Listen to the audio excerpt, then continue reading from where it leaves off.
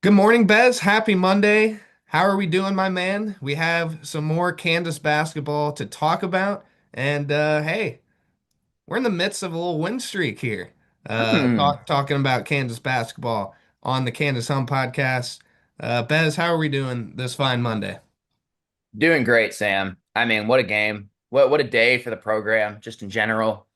I wish I could have been in Lawrence to feel that buzz, but I could feel it out here in Iowa all the way here. It was palpable.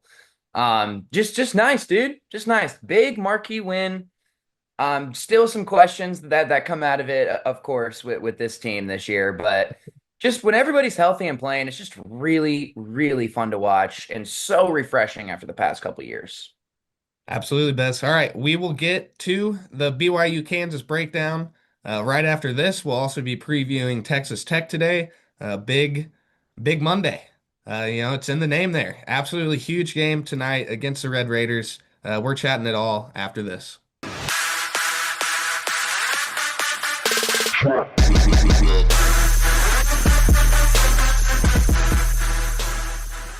All right, Bez.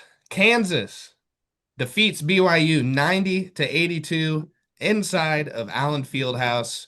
It was really a tale of two halves.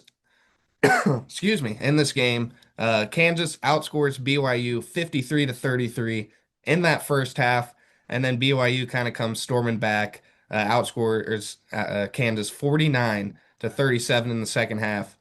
Kansas walks away with the 90-82 win. Bez, I did want to start with the atmosphere, the vibes in Lawrence, Kansas for this podcast because I really do think that was the best environment there's ever been for a Kansas game in my time that I have been covering the Jayhawks, which has been now since 1920, which is kind of crazy to think about. It's been that long now, but Bez, they had students, overflow students galore, and they put them all like across the top. There were students behind us in the media section, like getting rowdy. And if you looked at Allen Fieldhouse, like you know how they have the ain't no seats, Mhm. there were legitimately there wasn't just no seats, there was no room at all. Like everybody was packed in that thing. Like literally, if you looked across the entirety of Allen Fieldhouse, there's bodies, there's people hanging, on the little corners and the rafters. Like this atmosphere was absolutely insane. And of course, you had Paul Pierce in the building. You had Tyron Stokes, Taylon Kinney, Javon Bardwell in the building. You had Mario Little, Thomas Robinson in the building. Devin Neal was there. I mean, this was just a giant party, Bez, and it was awesome. That's the word I was going to use. Felt like a party, dude. Just everybody so fired up for Kansas basketball. And not that the program has lost any steam, but the past two seasons were frustrating and did not end great and had a lot of drama throughout. And it was just kind of nice that it was almost like kind of a homecoming for all those other guys, even though a lot of those guys were there for a lot of games. Let's be honest here. A lot of those guys still hanging around in Lawrence, but the truth being back in the building, that's my guy right there. Love to see Paul just fired up, repping Kansas. Always good to see. 2 Chainz was there, bro. Oh I mean, there yeah, were I forgot. real celebrities were in the Dude, I, building. I was He's like a trying to he's like a figure TV guy. out who that was because in the morning I was there for like pretty much whenever game day started. I was there at like 9 a.m. and like Two Chainz was there at that time, and I'm like, gosh, like I know who that is, but I have no idea who that is. And then whenever he gets put up on the Oh, bro. Jumbotron, it's Two Chainz. I'm like, oh, like that was Ever since he did late night, he's just been repping the Hawks. yeah. But and then you get to the game, first half is just a party. It reminded me, I think I've used this comparison before, a lot of that first time Missouri came back when we were in school, and that whole game was a party. I mean, we won by 50, scored 100 points, T-Han. Like that whole day from the 2 hours before when everybody got in, chanting F Mizzou for the 2 hours as they warmed up at them to then just completely annihilate them. That was so much fun. That first half yesterday with the raising stakes, of course, for that game, for the fact that it's Darryn versus AJ, one versus two. That hasn't happened in a KU game since Wiggins Jabari way back in 2014 in the United Center in Chicago. That's just something that doesn't happen a whole lot to anybody. I mean, you rarely get to see the top two NBA prospects go at it, especially now when half the time that top two prospects are in freaking Europe.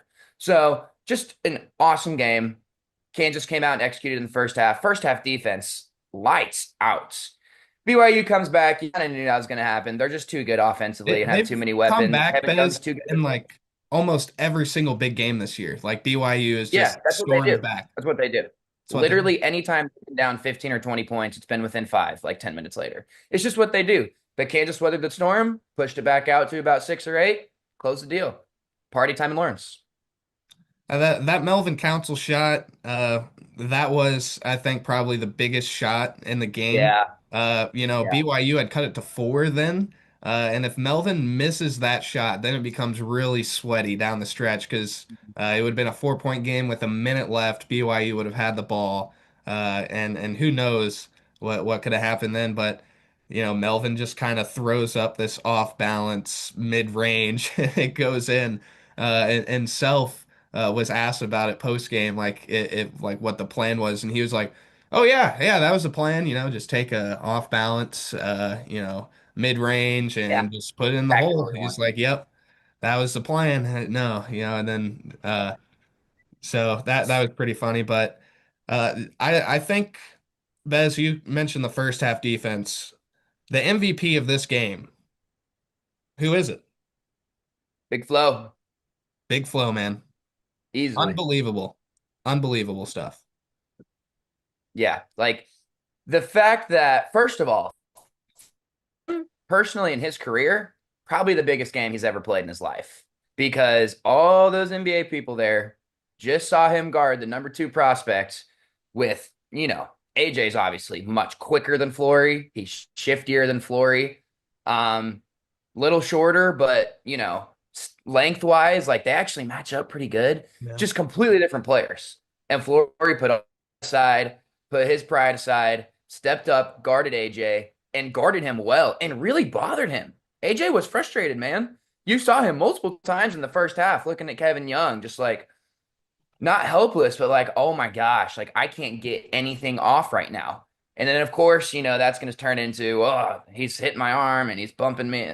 Man up, AJ. Come on, bud. You're supposed to be top two. Let's go. This guy, Flory, he's not even on any boards, shutting you down. What's up? Flory did a great job. And I'm go back to that Melvin shot for all the Tyshawn comparisons, that was the most Tyshawn moment he has ever had. Bill used to say when Tyshawn was on the team, Tyshawn Taylor, back about 10, 12, 13 years ago, he'd say he's my favorite player I've ever coached, and he's also my least favorite player I've ever coached. And that happens about 6 times a game. I go back and forth on that. And that moment that Melvin had right there of him going up for the shot, Bill died inside, 100%, just completely deceased, just dead. And then it goes in. He's like, well, I mean, it is Melvin Council, so you got to let that ride sometimes. But yeah, Flory, unbelievable performance. And obviously, he's going to get his dunks and his little post touches on offense, right? But he can change games defensively. He changed this game from the jump. If that doesn't happen and BYU's hanging around within 9 or 10 that whole half, we're probably having a different discussion right now. But it didn't happen. And man, shout out to Flory, dude. That effort was unbelievable. Well, here's the thing, Bez. I think it kind of threw BYU off a little Mm, bit because I'm whenever we were doing the preview with the church ball guys, like I was trying to think about who Kansas would put on right, AJ, right. right? And like, you know, I was thinking Tiller just because that's kind of been like Tiller was the guy who chased around Caravan when Mm. UConn came to town, kind of around all the screens. Caleb Uh, you Wilson as know, well. yeah, I just thought, he would kind of be the guy. But now that I'm thinking about it, like that didn't really make a lot of sense. I think Tiller probably would have struggled a bit trying to He's guard that slow. Bansa because he's just, yeah, he's not as shifty Mm. and whatnot. And then, I'm thinking, maybe Darryn, but you don't want to give, Darryn with his cramps and whatnot, all that responsibility. Then Trey. I was thinking maybe too short, to deal with him. So I was really just like I have no idea who Kansas is going to put on him, and then Bill Self comes out and puts Flory on him, and it ends up working very well. I mean, Dibansa, I'm pretty sure coming into this game was the nation's leading scorer at I think 23.4 so. points per I think game. so. Yeah. 17 points. He Mm. shot 6 of 12 from the field, which isn't bad, but 17 points. Kansas just held AJ Dibansa to. Pretty impressive. Pretty impressive to do that. And Bez, this is kind of the next point I want to go to, and then we can talk about Peterson's whole cramping situation. But Darren outscored AJ in 20 minutes. I tweeted it after, I'm pretty sure after the play where Darren steals it from AJ, gets down to the corner, waves off the screen, and just pulls up right in his face. By the way, that video on Ryan Hammer's social media has like 4 million views That's the right play. now. There's no doubt in my mind, Bez, that Darren Peterson's the number one pick in the draft. Oh my gosh. I don't know how you don't watch that game and come to any other basketball conclusion, right? You can talk about all the other stuff and have opinions on that, whatever. But in terms of basketball, and you just watched that game and you left going, I think I'd still take AJ1. You just didn't. That person does not exist. Okay? Because I mean, it goes back to the Flory matchup too. Like you struggled against that. Like what about Kevin Durant? Right? What about actual 6'11" super long guys that are guards and forwards? Those Like you those are the guys say, that he's gonna be guarded by all, those are the guys you're going to be guarded by, and you just got the poor man's version of that, and he just puts you in a box.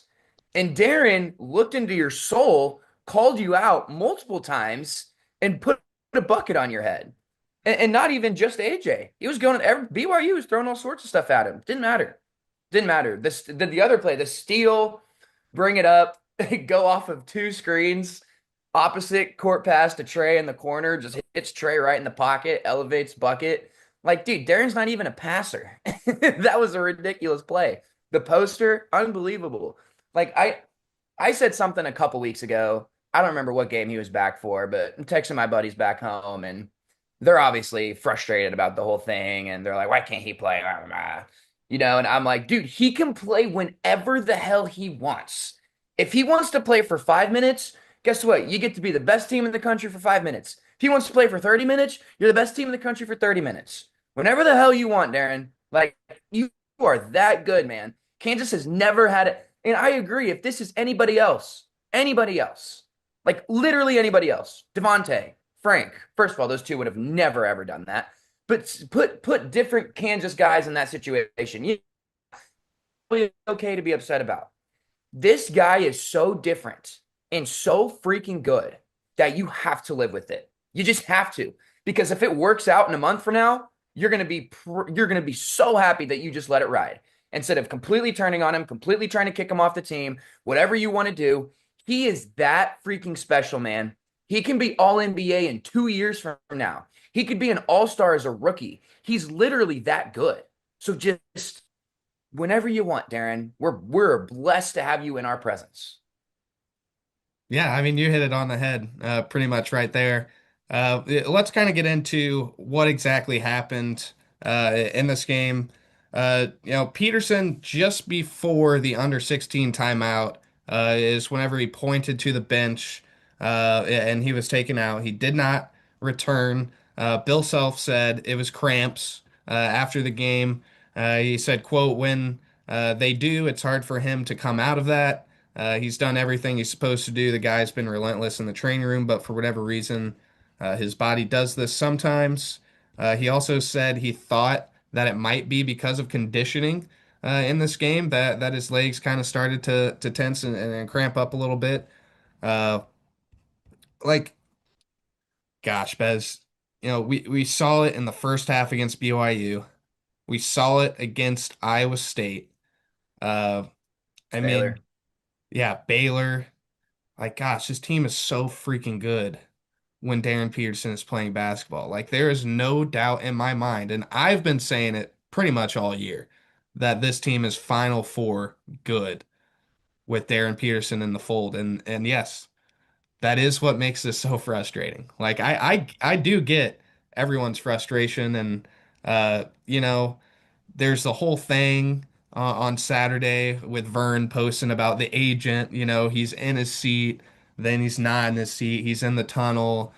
Sean Lester was talking to Darren, whatever, whatever. It's all just a bunch of baloney and conspiracy, in my opinion, Bez. Like, there was clearly something wrong with Peterson whenever he came out of halftime. Like you could see that he just wasn't correct. Even during the warm-ups, I believe he went and had, like he was talking with the trainers in like the little warm-up session. And then, whenever he got taken out of the game, if you watch that video, like you could just tell like his legs are not working. Oh, he was limping. Like Like very heavily limping.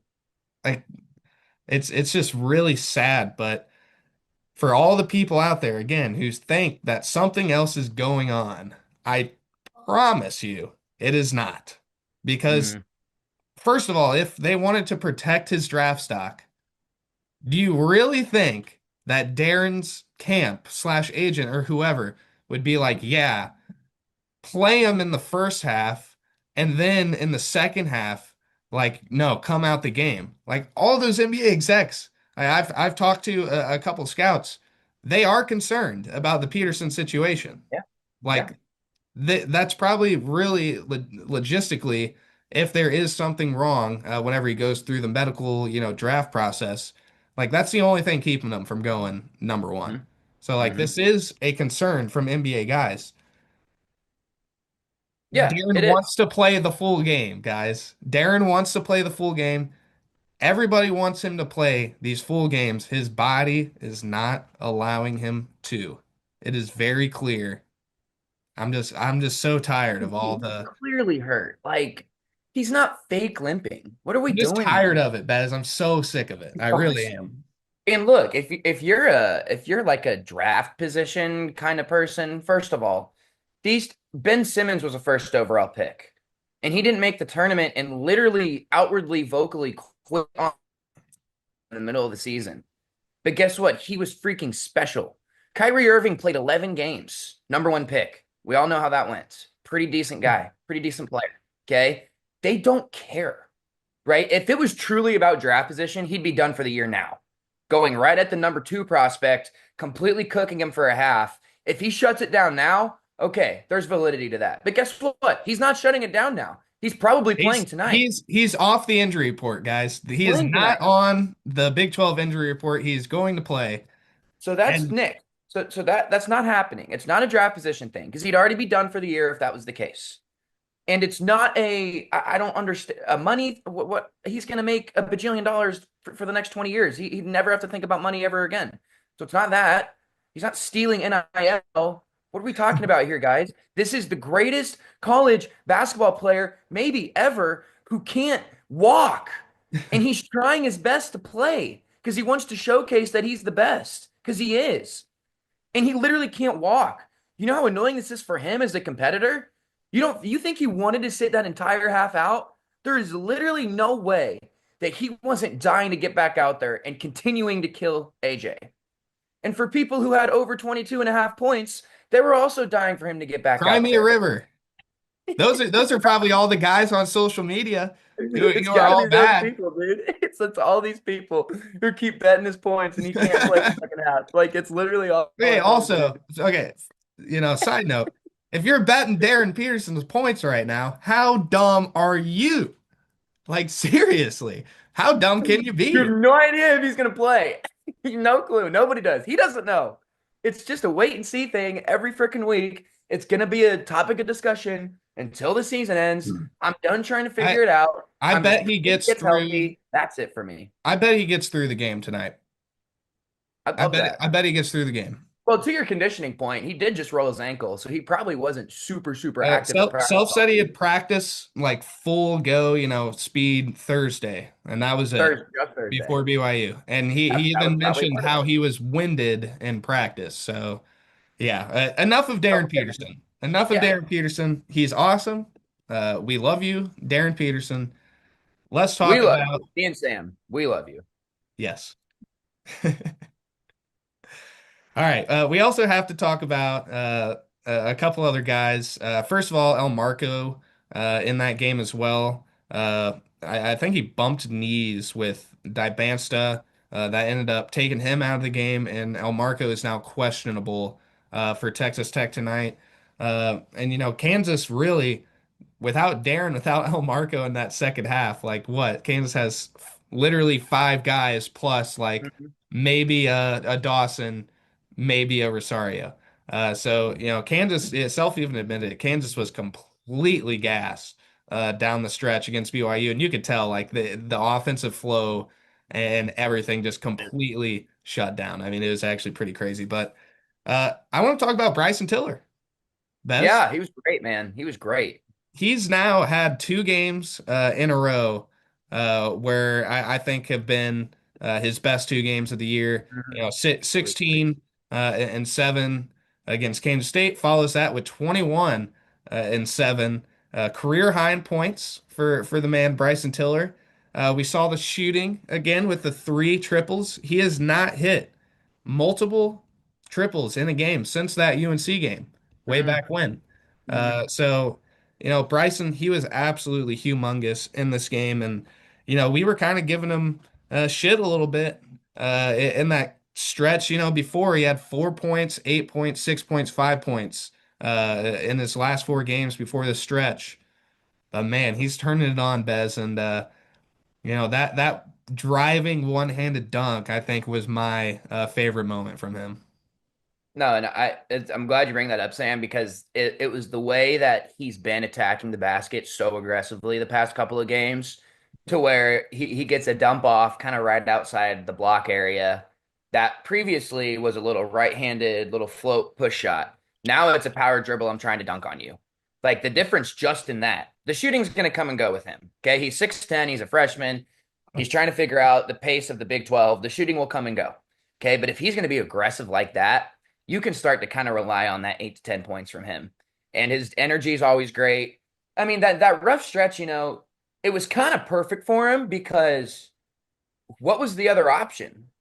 There's not another option on this team. It was, we literally just have to wait for him to figure it out. That's our best option.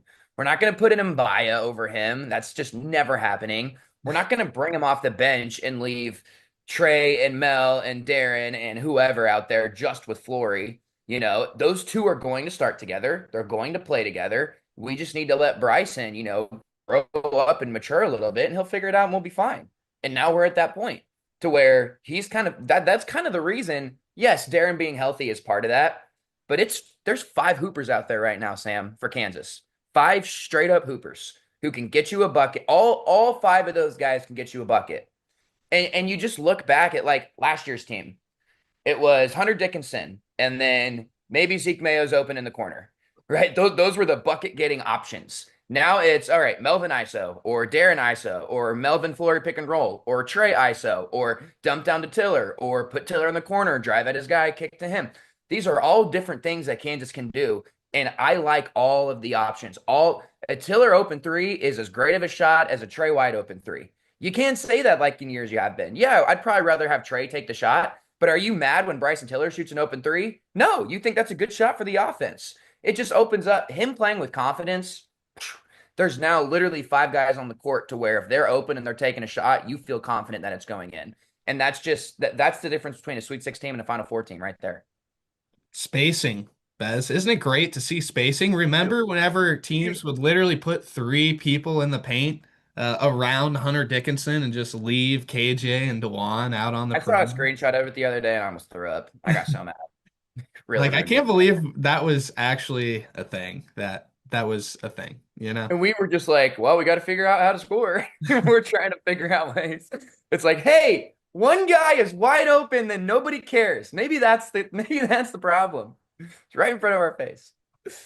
Yeah. I honestly, Bez, like, this might be Bill's best coaching job ever. Not just in Mm. terms of, you know, Wish I could have prepared for this. recruiting, because I think he recruited extremely, extremely well. Had literally one miss. Jaden Dawson, I think. Cole, you can maybe call that a miss. I'm No, not so early. I'm not so sure. And really, any power program this year, he was ready to crack the rotation. But I mean, and dealing with the Darryn stuff, like this is one of Self's finest jobs. I mean, Yeah. Kansas is 16-5, 7-2 in the Big 12 right now, and right there in the Big 12 race. It's been pretty impressive. Uh, a couple more things to end. Bez, Melvin Council just keeps playing his ass off, and he just like him and his little chest bump that he does now. I don't know where that came from, but it seems to be kind of a mantra now because he started doing that after he hit that shot, right? I think BYU ends up calling a timeout. He's doing it. Tiller's back in the huddle. He's doing it. The vibes are great there, and then uh I also kind of wanted to talk about the dunk parties that have been happening at the Yeah. end of the game, and some Kansas fan like posted, like that it was disgraceful or whatnot that Kansas keeps doing this, and then he got absolutely ratioed, roasted, all of Yeah. everything. Like Yeah. all the Kansas fans just went at him, which was hilarious. What did you kind of think? Of that. It's kind of becoming a theme. Trey Wyatt goes and for a It dunk, is. and Melvin, Jumps with him. does his thing behind him. I used to do that at practice when I played because I couldn't dunk, so that was the closest I could get, jumping up when the teammates are throwing down. But there's the etiquette part of this. First of all, chill out. I haven't seen an opposing coach get pissed off about it. And other than Jerome Tang, who's just literally the definition of an absolute loser, no one's like really getting up in arms about it. Okay. So look, like they're still pressing. Yeah, no, that's Like, my look, thing. If you're yeah, pressing, right. When I go up 15, because that's kind of the when teams up 15, we go running clock here, right? We go up 15, I call the dogs off. Okay, we'll play half court till it gets like under 10. Never does. But if I'm up 15 and you're still pressing my team, okay, I'm going to give that back to you. Like that's just fair game at that point. So if BYU is going to press and guard and like play, Kansas is allowed to score. They're probably if Trey just dribbles around, they're probably going to foul him. Okay, it was a 6 point game. That was actually that was kind of a crucial dunk because 3 possessions with 10 seconds left. Funny enough, even though it looked like a rub it in kind of thing, Kansas kind of needed those 2 points to like really seal the deal there. But it would have taken a miracle anyway. But that kind of closes the door on any miracle happening. But it's just guys having fun, man. It's just guys having fun. And if you're a Kansas fan with an issue with that, dude, did you enjoy the past 2 years? Did you enjoy, the year after COVID, the year before COVID when Kansas wasn't? Did you enjoy those years? Because everybody's having a lot of fun right now. Just kind of hop on the train, man. It's a fun time to be wearing crimson and blue. Just enjoy it and stop being 90 years old screaming at clouds. Chill. this has been a fun one, Bez. This has been I don't know what's going on this morning. I don't know if it's the Lincoln, Nebraska air that's hit both of us, but I don't know. I feel Yeah. like we're kind of on one this morning. All right, guys, we are going to take a quick break. Then we'll talk Texas Tech a little bit here. Massive game on the road for the Jayhawks. We will be right back. There is no sport in America that is more difficult to follow than college basketball. It can be overwhelming. That's where the Field of 68 Daily comes into play. The Daily is your go-to source for injury updates, recruiting news, and transfer portal additions that actually matter. For just $50 a year, get access to the same information that your favorite team's coaching staff is subscribed for. Quality content can be hard to find in the college basketball space. The Daily is here to help you with that. All right, everybody, welcome back to the Hum, a Kansas Hoops podcast via the Field of 68. Sam Lance, Jackson Bezdek with you here. Bez, massive game tonight. And there's no other way to say it. Kansas, Texas Tech. It's just such a big game. Both teams, same record, 16-5, 6-2 in the Big 12. What are your thoughts, Bez? What are your thoughts going into this one? Obviously, Lubbock is probably one of the toughest places to play in Mm-hmm. this conference. Mm-hmm. Yeah, I think the winner of this game gives themselves a chance at the Big 12 crown still. And I think the loser might be on the outside looking in. You look at Kansas, we said before the season starts, 4 losses. We think that's going to be the winner of the conference. Arizona's still undefeated. Now they have quite the gauntlet ahead of them. Arizona So ain't losing 4 times, I fear. that's the problem. I think it might be 3. So if you're still Kansas and you still want that, you got to get this one because you lost at UCF and at West Virginia. One of those is fine. You can't lose them both. So you got to get you a makeup. So this would be the makeup, one that you and I and a lot of people tabbed as a loss, and you're going through the schedule before the season starts. So you got to get this one to make up for it. Now, then again, you probably got to beat Arizona on the road or Iowa State on the road to hang in this. Obviously, you got to win out the other games you're going to be favored in that you should win anyway. Okay. From a non-Big 12 race perspective, this is a great test for March because Kansas, as you said earlier, Sam, gassed at the end of that BYU game. You get a 2 turnaround. You got to travel to Lubbock. You're playing in a raucous environment. It's not going to get harder than this in terms of rest, environment, atmosphere, conditioning, all of that extra non-basketball stuff. This is the hardest it'll get. And So I'm Kansas might saying not you play even two get better like teams, honestly, back to back. Like BYU Tech, probably like that not. Probably not. could be in the, Sweet This is your 16 Sweet Elite Eight. 16 Elite Eight weekend. Exactly. That's my point. This is your Sweet 16 Elite Eight. Even if your Sweet 16 game goes into overtime or something and you got to squeak one out and then you get screwed with the times on your Elite Eight game and you're playing Sunday morning or something, like that's still not going to be harder than toe to toe, 40 minutes with BYU, 6 guys playing, sometimes 5 guys playing the home game. 2-day quick turnaround, travel all the way down to Lubbock and play a hungry Tech team off a loss, by the way, that I don't love for our chances because they're going to be hot and coming in ready. That crowd is going to be fired TF up. Yeah, this is the hardest game, I think. Not basketball, but just the hardest, man, we got to really lock in for 40 minutes here. I think Flory in this game can cement himself as the Big 12 Defensive Player of the Year and start really turning heads for See it. the Naismith JT, free Defensive Player of club the at Year. halftime. I could see it. I could see it. He's got to slow down JT Toppin. Mm-hmm. By the way, that is almost impossible. Mm-hmm. He is pretty much a walking 20 and 10 and a lot of times 25 and 10. Christian Anderson, I Oh, think Melvin's probably going to end up getting that assignment. He's electric. I mean, that's 2 All-Americans right yep. there. And now Texas Tech's role players are really starting to come along too. I mean, the freshman Petty has been really, really good. He's actually coming to that starting lineup now, and he what he has kind of done for Texas Tech is he's allowed Christian Anderson to not have to guard, the best Right. perimeter player. He's now come in, he's kind of taken that assignment, and Christian's now able to kind of focus a little more on running the offense.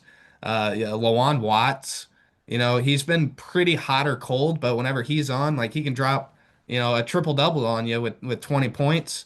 Donovan Atwell has been shooting it pretty much lights out lately.